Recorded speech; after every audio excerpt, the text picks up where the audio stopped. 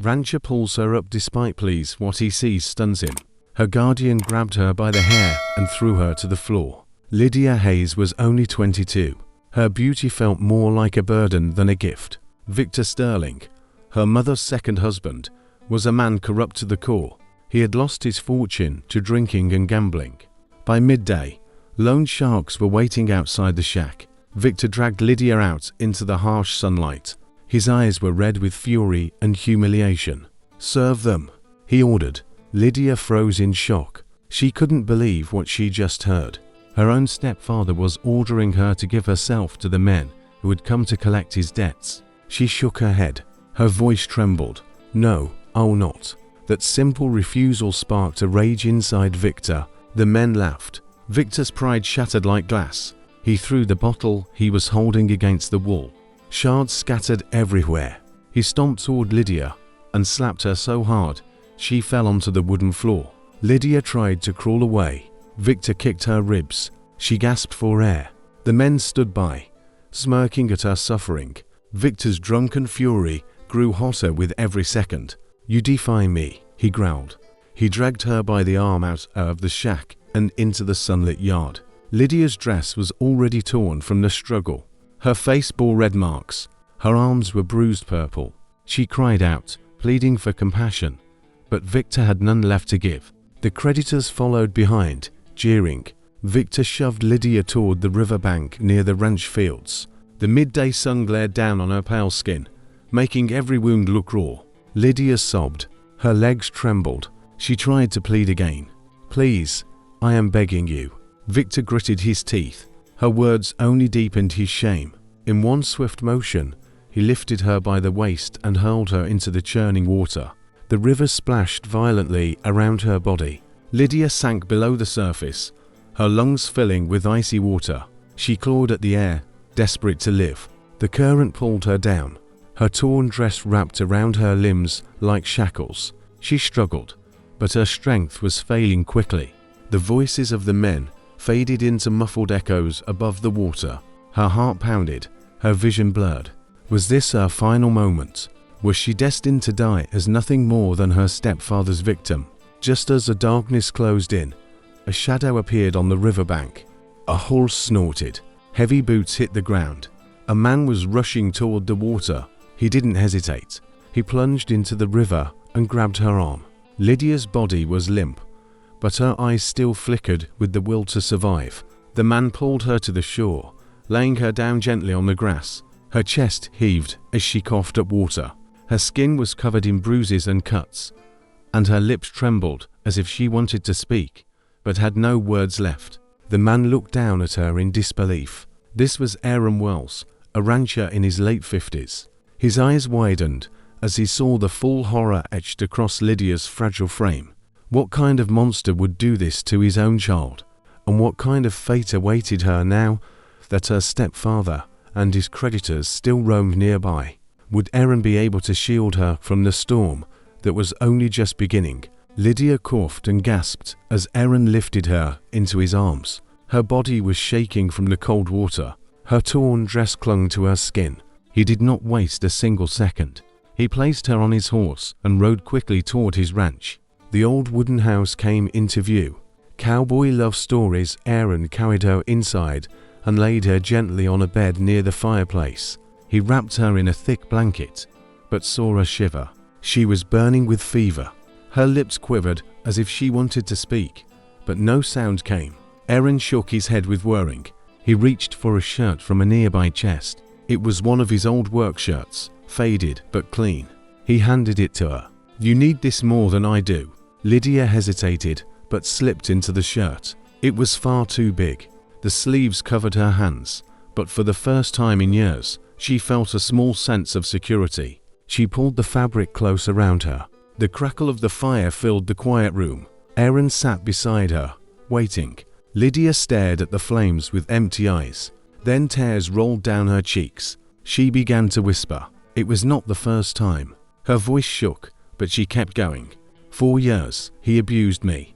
4 years, I prayed he would stop. Aaron clenched his fists, but stayed quiet. Lydia wiped her face with the sleeve of his shirt. And today, He wanted me to serve his debt collectors. She stopped and looked at Aaron with shame. I said no. I resisted.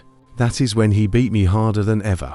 And then he threw me into the river like trash. Her words hung heavy in the air. Aaron felt his jaw tighten. The image of her stepfather, forcing her into that nightmare, made his stomach turn. But Lydia was not finished. There were times I thought I deserved it. Maybe I was cursed. Maybe my life had no purpose. Western stories, her voice broke again. But when you pulled me out, I felt like perhaps God had not forgotten me. Aaron leaned closer. His rough hand rested gently on hers. You did not deserve any of it. Not one bit. The warmth in his tone made her cry even harder. For the first time, she allowed herself to believe she was not alone. But outside the ranch, the world was still spinning. And men like Victor Sterling did not forget so easily. So what would happen when he came back to take her away again? The morning sun rose over the ranch. Lydia sat by the window, wrapped in Aaron's shirt, staring out at the fields. For the first time in years, she felt safe. But the safety was fragile, like glass that could shatter at any second. Aaron brought her a cup of warm tea. She thanked him with a soft smile, but her eyes still carried a storm. Then the sound of hooves broke the stillness. A dark figure appeared at the gate. Wild West Stories podcast Victor Sterling. He rode his tired horse right up to the yard and swung down with the swagger of a man who thought he ruled the world. Where is she? He demanded. Lydia froze, her face pale. Aaron stepped out of the doorway, tall and steady. She's not yours anymore, Victor laughed. A hollow laugh that reeked of whiskey even from a distance. You think you can keep her from me? She's mine. She always will be. Lydia shook her head from inside the house. No, not anymore. Her voice trembled, but there was strength in it, too.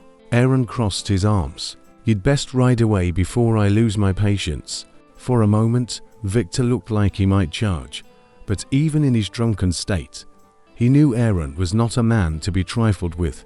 He spat on the dirt, cursed under his breath, and climbed back on his horse. As he rode away, Aaron turned to Lydia. This is not finished. He will come again. And worse, he will bring others. Lydia's hands gripped the sleeves of the shirt tighter. What can we do?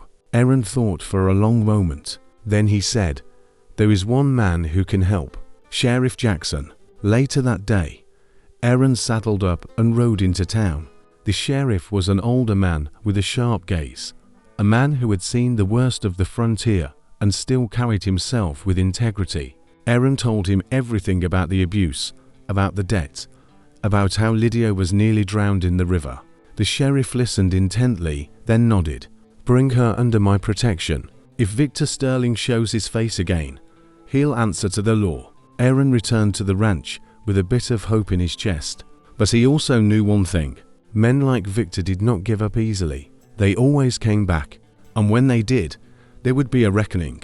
Before we step into that storm, let me pause just a moment. If you have been drawn into Lydia's struggle and Aaron's courage, now is the time to subscribe so Wild West Romance movies, you do not miss the next part of their fight. Because what comes next will test them both in ways they never imagined. The evening was falling over the ranch. Lydia sat near the fire, her hands wrapped tight around a cup of tea. Aaron paced the floor, restless. He knew Victor Sterling would not give up. He had seen the look in that man's eyes. The look of a gambler who had lost everything and wanted vengeance. Suddenly, the sound of hooves shattered the stillness. Dogs barked outside. Lydia's cup slipped from her hands and clattered on the floor. Aaron grabbed his rifle and stepped onto the porch. Torches lit up the night. A dozen men stood in the yard. At the front was Victor Sterling with his crooked smile. Beside him was the debt collector, a tall man with a scar across his cheek. Behind them were armed thugs ready for trouble. Victor pointed toward the house. Bring her out now.